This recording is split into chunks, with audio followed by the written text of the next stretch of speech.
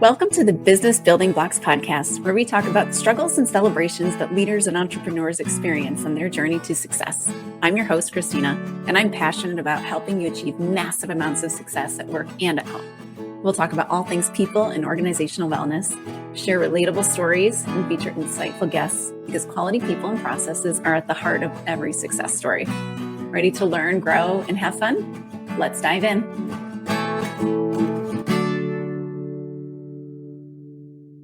Hello and welcome to the Business Building Blocks podcast. I'm your host, Kristina Schmitt. I have a super fun guest for us to talk to today. I have Jason Spalding. Jason, welcome. Great to be here, Kristina. Oh, great to have you. We have had some fun conversations leading up to this, so I'm very looking forward to the conversation today. Absolutely. For the listeners, Jason is the founder of Into Pact HR, which is a leadership development and fractional HR agency rooted in psychological leadership, trust, and respect. That aligns perfectly with what we talk about all the time on this podcast. Welcome. I'm so happy to have you. Thank you so much. I'm really excited to be here. So just to give you a little bit of background about myself and where I started, I'll start from the beginning. I'm one of 6 kids adopted. My parents adopted all different nationalities. So I have a Chinese brother and sister. I have an indigenous Bayesian sister. I have some French Canadian. One of my sisters is part Cuban. I'm Jamaican Scottish. And so we had a little multicultural thing going on at home. Grew up on a farm on the East Coast in New Brunswick. So yeah, it was embarrassing at the time, but now I wouldn't want to change it for the world. What experience, really? Oh my goodness. Yeah, it was kind of embarrassing because my mom was known as the bird lady. She had a picture on the front of the paper, the bird lady. And you just imagine us going to high school saying, oh my God. Yeah. But yeah, it was one of those things. So I think that, yeah. And then as I went on, I worked rebar, in the East Coast, you work as many jobs as you can, whatever you can find. So I worked rebar. And then ultimately when I graduated from university, I didn't have a job. So I was a correctional officer for 1.5 years. And that was a great experience. It's not as bad as people think, but it kind of lets you know how the politics, its processes and strategies work inside the jail versus outside the jail. And honestly, we could learn a lot from the way they act in the jail. Interesting. Because they actually have a process in place. Yeah. For a process for what? Sorry, now I'm getting real curious. Just it's the way they go about things and what you can or cannot do, what's acceptable, what's not acceptable, who's the ultimate leader in each of the units, who's the ultimate leader of the whole jail. They're the shot callers. They're the ones that will make decisions. And just how the cliques work in the jail and how they can come up, like the conflict, how they deal with conflict, because they don't want their whole entire unit to go through crap because then their unit's going to be locked down and nobody's going to have any fun at that point. So it's just really strange to see when they do have conflict, how do they deal with conflict? Yeah. And who deals with the conflict? And it's not always the head honcho of that particular unit. They have certain people, and it's really interesting to see. Yeah. It really is. So that was my first kind of like the aha moment. I'm like, holy smokes, and like leadership, like who would think there's leadership actually in a jail, right? Yeah, you don't think about that. Definitely not your first go-to example. Yeah, definitely not.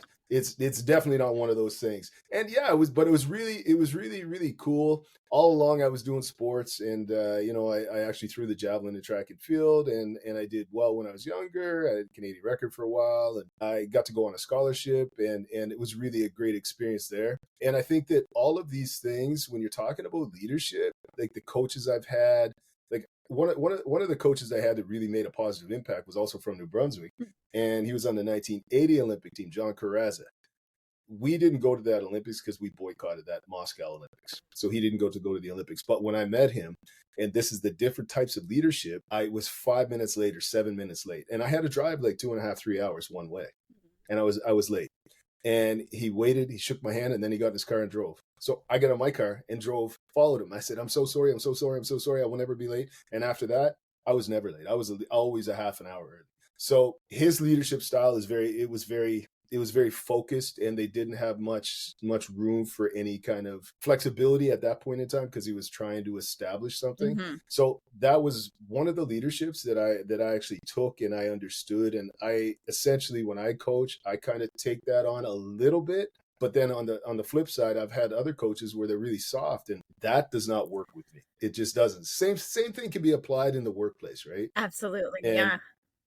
And it's just one of those things. And I know, Kristina, we spoke about it, and you played in the band. Uh-huh. And your conductor, or your, I don't know if I'm using the right terms, but whoever's leading the band, Uh-huh. he or she is probably going to be very, like, there's no kind of flexibility. You have to do what you have to do. Is that correct? So there are some, yes, that are like that, and some that are not. It was interesting you brought up the late thing. I went in the Michigan marching band. Dr. Ravelli is like the guy. He was there for a number of years. And the one thing I really learned from being in there was, I'm trying to remember the exact saying, but it was basically, to be on time is to be late. To be late is to be forgotten. Yeah. And there you go. It hit home. Yeah. And as much as that sounds very strict, I think that people like Kristina and myself, when we do an alternative discipline other than the workplace, it does hold strong and it does hold true. Michigan marching band is go down in the history of one of the greatest marching bands ever in the history of the NCAA. And coaches, they oftentimes, like the previous coach for the Green Bay Packers, if you're not 15 minutes early, you're late. And it's the same thing. It's the same thing. We had to be a half an hour early, essentially, for practice. Otherwise, you weren't ready. Yes, 110%. And my athletes, when I coach my athletes, whether the university or high school, if they're not warmed up by the time I get there, you're like, I'm pretty much turning around. I want you to be warmed up. My time and your time is valuable, and I want to optimize everything we have, right? So I think that all throughout this, there's different leaderships that I have learned, and exactly what it takes to really get into that, and the difference between, and I think you and I talked about this, I liken it to quick service business, like QSB, and then like the other kind of business. Quick service business is like your McDonald's, your Dunkin' Donuts, your Tim Hortons. You go through the drive-through, you make an order, it goes through the point of sale, it goes inside the building, and the people that are making your muffin or a bagel, they're going to get it, and then the other people are going to get it, and then it's going to come to the window, and you get it. That's cool. And they probably have standard operating procedures for that. And to me, that's what managers look at, okay? Yeah. And managers have a place in every organization. Yeah. But then you have leaders. The leaders are the ones that really think outside the box for innovative practices and really try to reach for the stars and do things that are kind of going to throw that industry, kind of the arms are going to go up and they're going to say, what the heck is going on? That's cool. And that's how you grow. And so I look at the leaders in that aspect. And what leaders also do is that they will ask people what their thoughts are. And I think that that's probably one of the most lost things on most leaders out there, that they haven't took the time to develop that trust and respect with their teams. And if you don't develop that foundation of trust and respect, I think that you might be dead in the water all day, every day. You know what I mean? Because they're never going to come to you. They're never going to be able to present anything to you because you haven't taken that time. And once you do, you're that much better off to try to grow with that. So I digressed there a little bit. Sorry, Kristina. It's fine. But throughout my career, it's funny because I was a union officer. Then I started at Air Canada. I was a customer service and sales agent. And then quickly became a union member, and then a national union member for the CAW, which is the equivalent to UAW in the US. And it was really a fascinating role. After that, I went over to the management side. So I have all the labor side, and I understand what they do and how they do it and why they do it. And then I went over to the management side, and it's a little bit different. I have to say, HR is a little bit different in organizations. And throughout my career, and if anybody looks at my resume or anything like that, they'll see that I moved around a lot. It wasn't because I wanted to, it's because I had to. And I think that the difference between people that practice HR is the degree of ethics and morals that they want to bring into it. And I always encourage people that are just getting into it, never forget your ethics and morals, because as soon as you do once, you're going down a path that is potentially not going to align with you in the long run. Yeah. And I made that mistake. And for 20 years, I made the same mistake. I didn't learn the first time, but for 20 years, I made the same mistake. And I've always thought that being in HR it's the human resource. You're the balancing point to make sure that the company can mitigate risk and optimize their most important asset, which is their people. And I was wrong in some of those organizations, and not everybody looks at things the same way. And that goes back to why we're talking about leadership and what that looks like, because I think that it's important to understand what the data says, that only 15% of leaders, 20% of leaders have ever been trained on how to manage or lead people. So now you're stuck with 80%, the majority out there that have no idea, and they're just doing the best they can.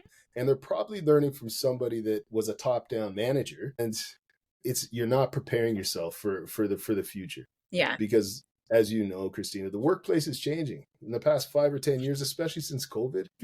It's nowhere near what it used to be. Yeah. And employees have a so different expectation of what they're going to be feeling like in the workplace. And I think that you just got to be able to understand that and control that. And I'm always fascinated when I talked to Kristina last time, when she was in the band, like I am fascinated with the band. I have the utmost respect for bands because I went to school down in the US too. And people go to football games to watch the band. They don't go to watch football. They go to watch the band because they do epic things. And for when you watch the way that these band members and the conductor, it just how they go about things, it's actually fascinating how it's almost flawless. And you have to think back, how do they get this to be the best? Like, how does that leader get them to do that? And I'm always fascinated with that, Kristina. I know we spoke about that, but how does that happen? Do you have a leader and then you have like directors and then you have managers, or yeah, there's like you know what I mean? there's a whole system. Like basically it's a corporate structure in there. So you've got like the head conductor, then you have like an assistant one, and then we had graduate students. So there were graduate students in whatever, like music typically, but not always, but there was like 4 or 5 of those. So that was kind of like the staff. Then you get into the students or like the actual band members. So you've got your drum major, and then you had we had rank leaders. So basically every 12 people, there was someone running that team. Essentially there was somebody, a rank leader, and then there was a whole system and standard for how you could get into the performance block, and there was a reserve system. So it was competitive, it had structure, but like when you think about what we had to put out every single week, it was super interesting. Like every week was a brand new show. So you were learning 4 or 5 pieces of music, all the moves that went along with it. So you're memorizing the music, you're learning where to go, and putting on this show that has to be perfect by Saturday morning. Right. Anybody that hasn't watched a marching band, gotta encourage you to watch a marching band. It may seem like fluff. Really watch the marching band and watch all the moves and watch how they execute, because that is no joke. Like I did a sports and I thought my discipline was difficult. Listen, the band is just as or more difficult than the majority of sports in the NCAA. Like they just, because not only do they have to march and perform and execute all these moves, but they also have to play. Yeah. And that's the thing that really gets me. Yes. How did you guys appoint was there applications? I'm curious. Was that like to be a lead, or do they have to go through like the same thing at the workplace? So I'm trying to remember how we appointed rank leaders. I think the staff chose them. I don't think we like actually applied, or maybe we did apply. I can't remember now. It's been so long. Yes. I'm aging myself a bit, but that's okay. I've definitely been out for more than 20 years. Yes. But hey, listen, regardless, if any of you guys are watching this, watch a marching band. It's absolutely phenomenal. And don't watch it for entertainment. Watch it to see how they go about things. Yeah. And watch the leaders, and watch the subsequent leaders on each level. Watch what they do. It's actually fascinating. It really is. But yeah. So I digress again. So I got into the management side, and then I started working through that kind of stuff. I was a director, I was a manager, a generalist, a director, and then subsequently I went in as an HR consultant into this place, and the owner of the company wanted me to lead the company, so she made me the general manager, and I had no general manager experience. So I went in there, I was like, holy smokes, what do I do? Started reading all these books. Let me tell you something about general management, leadership in a nutshell. And you know this, Kristina. Yeah. It's all about It's what? Period. It's all about people. Yes. It's always about people. Always about people. You can have the best processes in the world, but if you don't have the right people, you're dead in the water. And I think that my way of looking at it was a lot different in that I brought everybody together. I really believed in including everybody, because even if you're not in that particular industry or haven't been in that space for a while, or even if you have, maybe you've never been asked, hey, listen, what are your thoughts on this? You know, this is the way we currently do things. What are your thoughts on that? Is there any way that we can make this better? Is there any way we can innovate, improve, just evolve as an organization? And I think that the greatest leaders are the ones that are able to go back and ask those questions. But it goes back to what I had said about developing that trust, the foundation of trust and respect. It takes time to develop that. And for the first 6 months as a general manager, I actually took the time to talk to every employee in there on a regular basis with no hidden agenda other than me wanting to know you. And I think that comes with that whole psychological leadership where organizations and employees and individuals across North America, that's what they're looking for. They're looking for almost like a home away from home where there's not going to be stressed. You shouldn't wake up in the morning and say, oh my gosh, man, I have to go to this place again. Like, this is horrible. Yeah. And you shouldn't have that. And a good leader is going to be able to, number one, recognize an employee when they come in and they're not of normal persona, and recognize that and be able to go up and talk to them. And this is where it's going. And some of the old school leaders, they don't want to do this because number one, it's too hard. And number two, they don't feel they have to. Yeah. And if you're going to get your company to where you want it to get to, I think that you don't have a choice these days. I don't know what your thoughts are on that. Well, I want to just talk about a little nuance of what you said there, because we do want it to feel like a welcoming, a safe space where people can like say, hey, I need help, or hey, I have an idea. Could we try it? That kind of thing. We want it to be safe enough for creativity and to be able to raise your hand and say, I need assistance. So before things blow up like crazy. But at the same time, we do want to and need to push people. We need to challenge them and stretch them. But that need to feel safe is the thing that will make them be more stretchable, if that makes sense, to be able to grow them more. 10%. And I think that's the whole point of being a great leader and how leadership has evolved, right? And it's really, it's kind of like being a parent and telling your child that, yeah, you know what, I trust you. Yes. You know what? Yeah, you know what the parameters are. I trust you. Go for it. Exactly. Let them run with it. Exactly. And if they fail, they fail. But they're gonna fail. They're gonna learn. Maybe there's gonna be some consequence. But that's pretty much it. And I truly believe that's what the greatest leaders do. And I think, and I would encourage anybody out there, if they could leverage somebody coming in, definitely use that, because it makes all the difference in the world. So when I was a general manager, like I said, I brought everybody together, and I thought that was a great idea. And, you know, we had a lot of products, we had a lot of services, and there are times where, in another location, another organization I worked at, we brought people in, and the number one selling service that was suggested was by the administrative assistant. The same woman that picks up the phone and answers, sends out the courier packages. She's like, Jason, what the heck am I actually doing at the table? I said, you've been involved in this space for so long. I am sure you have ideas. She came up with an idea. It actually was our number one selling service that we had.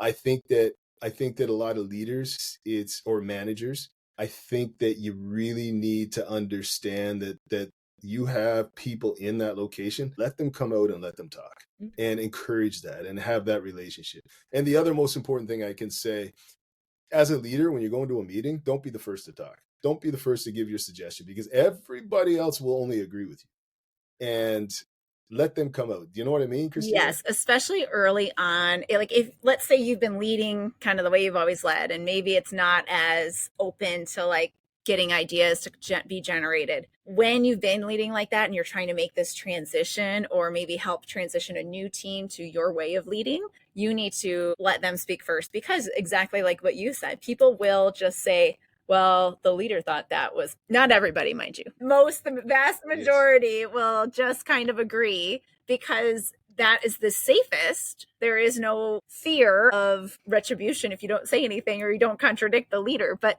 what we need are teams that are willing and capable of contradicting the leader, so that we get the best idea and the best result and the best process and the best customer service. I couldn't agree more. And you were in that space where you were a general manager, correct? Yeah. Yep. In a predominantly male-run industry. Yep.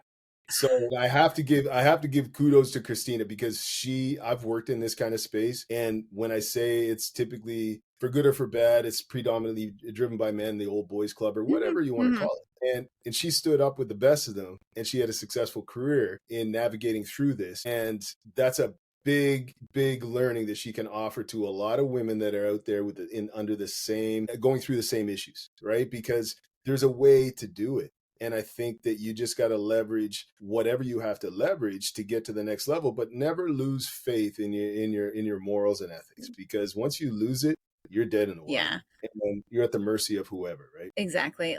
I really feel that the best leaders, I'm stealing this line from Patrick Lencioni, to be honest, but the best leaders are self-aware leaders. And that self-awareness goes from what you're saying with your ethics and moral. It starts there because that's who your core values, that's who you are. Mm-hmm. And it goes on to say, like, how do I behave? Like, what are these ways that I work? Like, for me as a plant manager, I was not like the other ones. So in more ways than my size and gender, I just was not, I did not lead the same way that they did. And I would try to, though. I would try to do what they did, but it didn't feel me. It was not authentic. And I couldn't do it consistently because it was so far from where I wanted to be.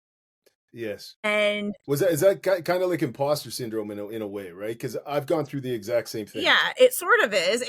I had a podcast about masking. So in some ways it's like masking who I am, like trying to say, like, I want to care about the people all the time and work one-on-one and like do all of that. But it didn't feel like that was the way to do it because everybody else was doing things different. And then they're saying, you need to do this. You should be doing it this way. And I'm like,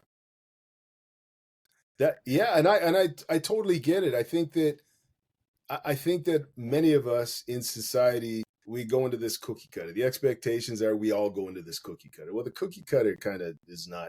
I don't like the cookie cutter, and I'm sure, Kristina, you're not playing in the cookie cutter. No, I like to jump outside sometimes. Hey, yes, 110%. And I think that when you're playing the cookie cutter, you're never going to be anything more than the cookie cutter. And I'm a big believer in taking those risks and trusting the people. And I think that that's where leadership is going. And it's a lot different. And that's what we have to watch out for, because just because it's different doesn't mean it's a bad thing. Do you know what I mean? Exactly. And there's just so many opportunities out there. And the best leaders out there are the ones that ask. They go in with humility. They don't think they know everything, and they go in and they ask these questions, and they make it knowing that, hey, listen, this is the way I've done it, but it's one out of a million ways to get to the same end. What are your thoughts? How can we leverage what you know, and just tell me what you know. And I think that the most important thing when you're having these conversations, never comment, good or bad. I mean, you can say, hey, great sharing for that, but don't say, no, that's not a good idea, because now you shut them down. You're probably never going to get anything out of them again, right? No different than the kids. Once you blast your kids, it's, they're going to be very, they'll be, I don't want to talk to you, Dad. They'll be apprehensive to do it again. How did you do that, Kristina? I'm actually curious. So when you went in there, I know I'm a guest, but you know what? That's cool. I love that you're interviewing me. It's perfect. Yes. How did you do that when you went in there as a female, and now you're general manager of a predominantly male-run plant? How did you capture them? When I say capture, to anybody listening, it's how did you get them? How did you develop that foundation with the team or with? So with the team. So I would work just a lot. Like, we would meet pretty regularly as a team, but a lot of times I would work one-on-one with them, because that, like, to me, was that space to really get to know the person. Had I known then what I know now, I would most certainly continue the one-on-one, but I would do it with a better, I guess, structure around it to some extent. Like, I would work one-on-one with certain employees that were struggling, but I wouldn't have these proactive, really consistent one-on-ones to, like, continue that relationship. It was good. Like, I was able to have some kind of, like, a great relationship with most of my employees that was both friendly and, work levels. But had I known better, that I would have done more coaching. And that's what I encourage my clients to do, is that these one-on-one sit downs, they're not just goal check-ins. Like, they're the time to check in on the human. Make sure the human being is still there, build the relationship. I always say it's like G-rated dating. Yes. And you're absolutely right. I couldn't agree more. Yeah. I love that. I truly do. Yes. And one of the things that I try to do is typically you have annual reviews. A lot of companies still do annual reviews. Yeah. And one of the things that I typically try to do is, hey, let's have a bi-weekly review. It's 4 questions, okay? How are you doing? And be authentic.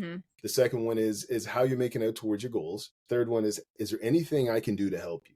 What are your barriers? How can I help? Mhm. And the fourth one is, hey, listen, Kristina, I really liked when you did that. You knocked it out of the park. Thank you so much. So it's an introduction. You're continuing that personal conversation, like you just said, because that's absolutely imperative to continue with the foundation of trust and respect, and let them know you care, right? Yeah. And then you're asking them how they're making the goal. So it's an opportunity for them to share that with you. Anything that they need from you, of course, an opportunity for you to step up and help them. And then you always end on a positive note. Whether you're coaching somebody in the workplace, whether you're coaching an athlete, whether you're coaching a musician, whatever it is, always end on a high note. Never end on, yeah, you need to work on that. No, hey, really, Kristina, I really liked when you did that last week. I appreciate it. Thank you so much. Yeah. It's things like that. Yeah. And I think that the difference between a leader will oftentimes just say, yeah, be sure to do that. There's nothing positive at the end of it, right? So the next time they come in and they have a meeting with Jason, they're going to say, oh my goodness, man, this guy's such a jerk. He never ends anything positive. It's always and that's not what you want as a leader. Yeah. In my opinion. I mean, back to what you were saying earlier, that whole building of the relationship thing, it's that allowing them to feel heard. And whether it's, a structured 4 questions or just, hey, what do you have this week? What do you need to talk about this week? What is, what's making your mind go out to left field? Right? Exactly. Like 100%. Kristina, you hit that just out of the park, man. I love what you just said. Yeah. So it's giving them, I learned this a lot actually with doing like reading children's, like how to parenting books. I'm like, what is the word I'm looking for here? Parenting books. Yeah. They're like, a lot of tantrums happen actually because kids just want to be heard. So when you can basically say, I have heard you and we need to do this, which might not be what they said, but I heard you and I believe you. Like those words are so powerful. And for people with kids, like your kids are the raw version and the very like out there version of what your employees, what your team members are going through. It is hugely powerful to just watch how your children react and just realize that's probably still happening, but they're not. We're all adults now and we can do it inside our brains most of the time. Yes. 110%. You know what? You hit it right on the head. I was listening to a podcast the other day. I was walking my dog and I listened to it and the person said most people listen to the first sentence and they're already transcribing how they're going to respond to the first sentence without hearing everything else that they're said. And I am the first one to say that I am guilty of that all the time up to this minute. Yeah, right? Like up to this minute, because we just want to, I think that it's probably, I know it's in me, just I want to help. But really, if I would have heard them out, I wouldn't have said what I had to say because they actually answered it later on. But I didn't hear them because I was too motivated. How do I respond? I want to be on top of it. How do I respond? Yeah. So if I could say anything to any leaders out there, just take the time and listen. Just like Kristina says, take the time and listen. My kids always tell, Dad, you're not listening. I'm like, I just want to fix it, but you're not listening. So now I'm like, okay, I got to listen. So now I keep quiet and then I make sure that they're finished and then I'll pick up on it. But it's no different in the work. And you hit it right on the head, Kristina. Like it's no different in the workplace. We've got to think back. Right? Exactly. I think you've touched on some really key things that I almost just want to bring us back to give leaders permission. So you've talked about asking, like it's like asking your team what they think, getting their opinion, getting their like input to something. So leaders, you have permission to not have all the answers and to allow your team to have the answers because that's how they're going to grow. Permission granted there. 100%. Yes. And the other permission is around your listening. I think that a lot of leaders, they feel they have to have this really intelligent response or this great question or this great answer, one or the other. So we're constantly listening to respond, but it's okay to have a slow response. It's okay to repeat back it's actually very good to repeat back what the person has just said to you, so that you're extra hearing it and extra understanding it and showing them you just heard them. And that's all a good practice, but it's like permission to slow the conversation down. I know myself, I'm like. Yeah, same here. You know, I was just talking to somebody yesterday, like a peer, and I'm like, holy smokes. I said, you pause a lot. And it makes me think about what you just said. She goes, that's where it's at. I said, and that's wrong. Like I just, And the way that she spoke and the way she listened when I was speaking to her, she paused like you, and she paused, and I know she was taking it in. Sometimes it drives us crazy if we're on the phone with somebody and there's pause. Mhm. Like, I'm like, hello, you still there? Oh yeah, Jason, I'm just thinking. Well, it's kind of awkward, right? It is. But when it's face to face, I couldn't agree more. And I think that what you just touched on, Kristina, is incredibly powerful. I started up this new leadership methodology called HIVE. Mm. HIVE stands for, it's H for humility, I for inclusion, V for vulnerability, and E for evolution. Mm. And it's actually based off of bees. Bees have been around for over 120 million years. They've done something right. They outlived dinosaurs. They outlived all the catastrophes in the world with volcanoes and all that. And they're still here, and they're still needed. And how do they navigate? Well, they work together. You know what I mean?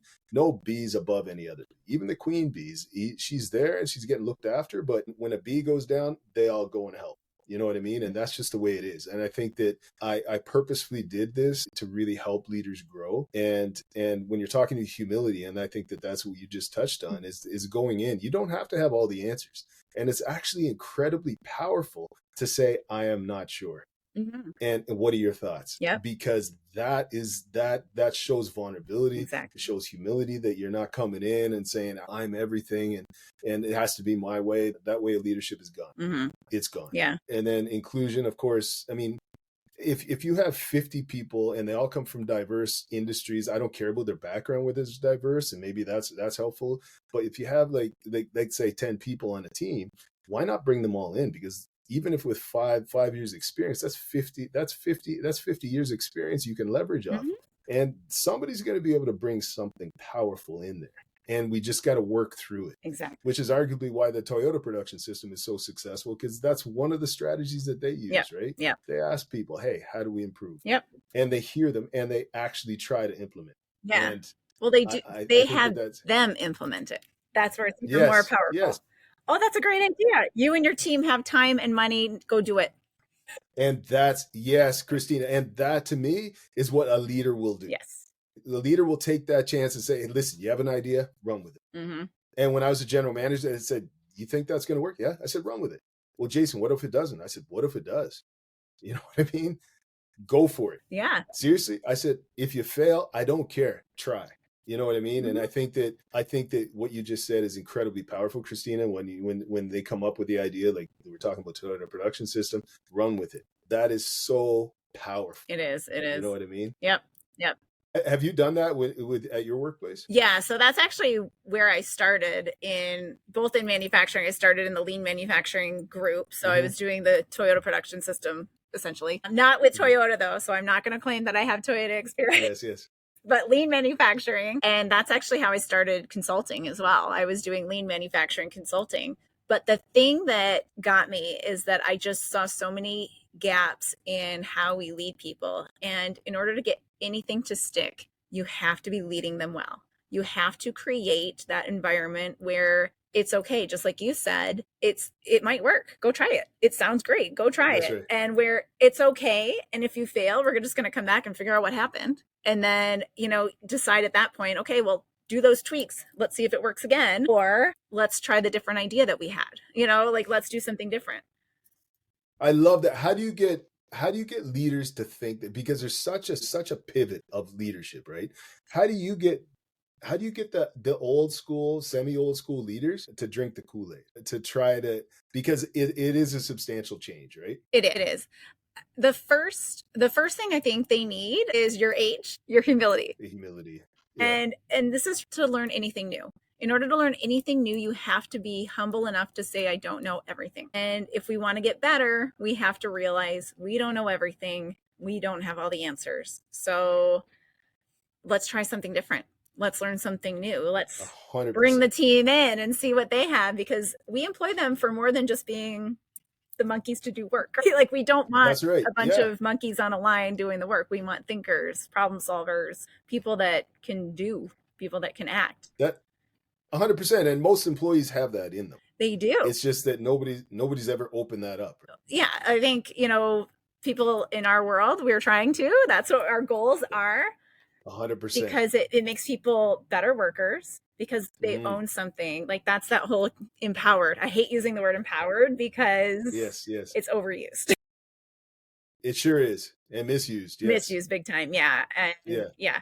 But that what we really mean by that is that people feel like they own something enough to care about it. And I always, I like working with clients who like they've started this business and they've grown it. And now it's so big. They're like, how do I get my team moving all in the same direction? Or how do I get my team caring as much as our original 6 did? Like we started with 6 people and everybody cared. Everybody would put the extra effort in.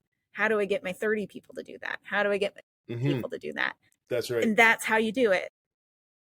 That's exactly how you do it. 110%. Kristina, it bang on. Mm-hmm. So let me go back. So I talked about the H, humility. I talked about the I, the inclusion. And now I'm going to talk about V, vulnerability. Okay. So as a leader, it's arguably the most important thing you will ever do as a leader is show vulnerability. Yep.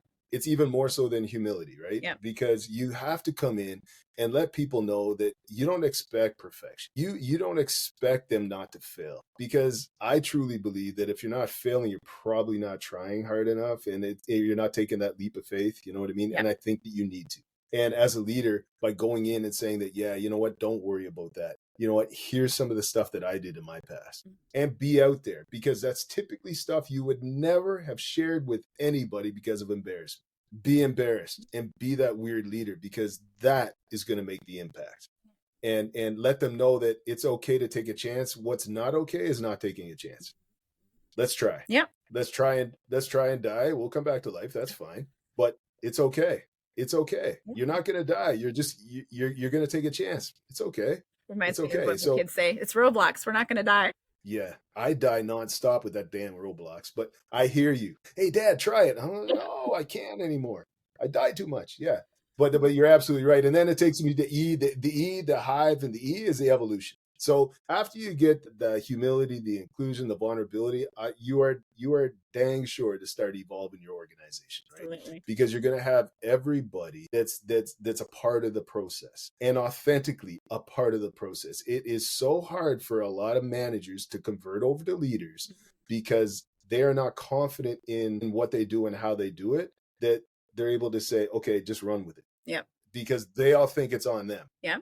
And ideally, it will come back to you. But as long as you're open and you communicate in an open manner, I think that you're going to be fine always. Yeah. And you're never going to evolve until you actually take that chance. I don't know what your thoughts are on that. But I mean, absolutely. Like that's the leader's ultimately accountable for everything. They're accountable for what comes out of their team. But when you allow others to take responsibility and to own it, that's how you get them to learn. That's development, empowerment, to use the dirty word of empowerment.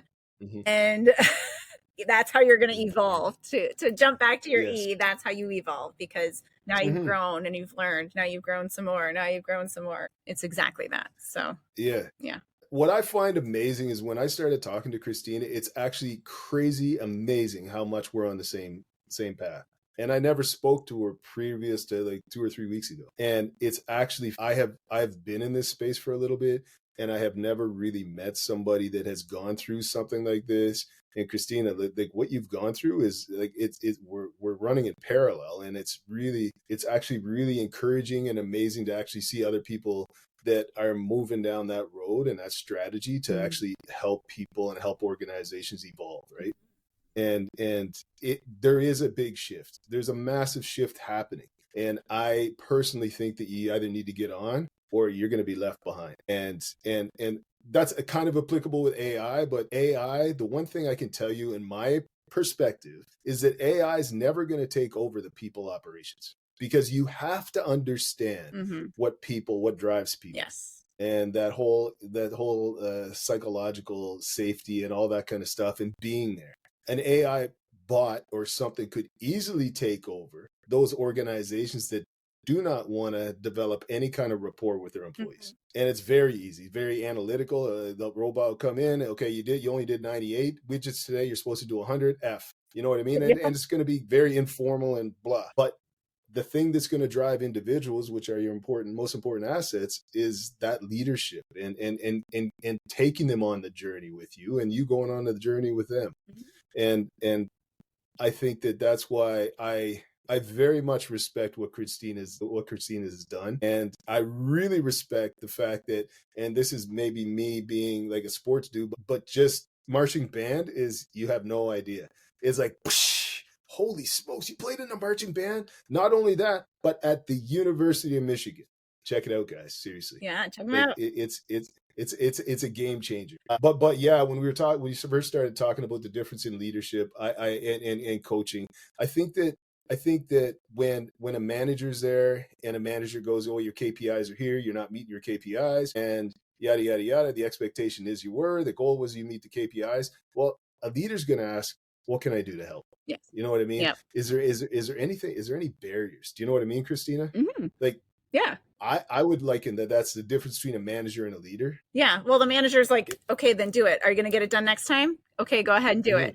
Versus that coach, like, okay, so what got in the way? And there are layers of onions as to what's going to get in the way. So that's right. So I think that as a leader, you got to understand that this is something that's going to be, it's incredibly important in organizations. It's incredibly important to people to have a leader, not a manager, to have a leader. And like Kristina said, there is a lot of onions. And as you go through leadership and start developing that rapport with people, you're going to understand that their dog is sick. You're going to understand their kid's sick, their grandfather's sick. They have to do some family care. There's a lot of different things, and it's life. I always say that this is life, this is work, this is sports. This is life. If this isn't okay, these things are not going to be okay. We have to be able to support our employees in life. Yeah, we're not psychologists or anything like that, but we have to be out there and be able to understand that they're going through some stuff and maybe they're going to have to be accommodated somehow, whatever it is, because that's what leaders do. Yes. They don't watch the time. They don't tell you to check out when you're going to a doctor's appointment and check back in when you come back. They don't do that. What they do is they give you trust and respect and say, hey, listen, it's yours to lose, sort of thing. You know what I mean? Yep. The trust is so huge. And that's the thing that's going to make or break the team, really. Well, Jason, this has been so much fun and so enlightening. Like, I think that just spitballing like this, hopefully that the listeners have found that helpful. They've grabbed something to be able to hold on to and use in their businesses. Do you have anything coming up that you want to share with the listeners? Anything that's exciting? Just I do a podcast on LinkedIn. You could check it out. I'll also just follow me on LinkedIn and I will guide you to where you need to be. If you ever have any issues, you can reach out, or you want to talk about anything. You want to talk about sports, whatever it is. You want to talk about marching band, talk to Kristina. But yes, I am definitely out here. I do keynotes and I really enjoy speaking engagements. But yeah, I'm really driven to help, much like Kristina is, to help organizations grow and mature and evolve, especially during this time of uncertainty in our society, in our economy, in our country. And I think there's a lot of opportunities out there. And yeah, I am definitely out there. Give me a call, let's chat, and we can see what we can do. And I really appreciate you having me on here. And you're an incredible person, and I'm so happy to meet you. And I'm definitely happy and encouraged to continue this conversation. Well, thank you so much. We will have your contact information in the show notes, both YouTube and the show notes of the podcast that you're listening to. So reach out to Jason if you need anything, you want to learn more about HIVE and how that can help you, if you wanted to come speak, or if you just want to have a good chat. That's it. All right. Awesome. I appreciate it, Kristina. Thank you so much. All right. Thank you. And listeners, if you enjoyed today's episode, please like it, share it with a friend, and leave a review or a comment on the YouTube episode. And until next time, we'll see you on the next episode of the Business Building Blocks podcast. Thanks for tuning in to the Business Building Blocks podcast. If you enjoyed this episode, make sure to subscribe so you don't miss what's next.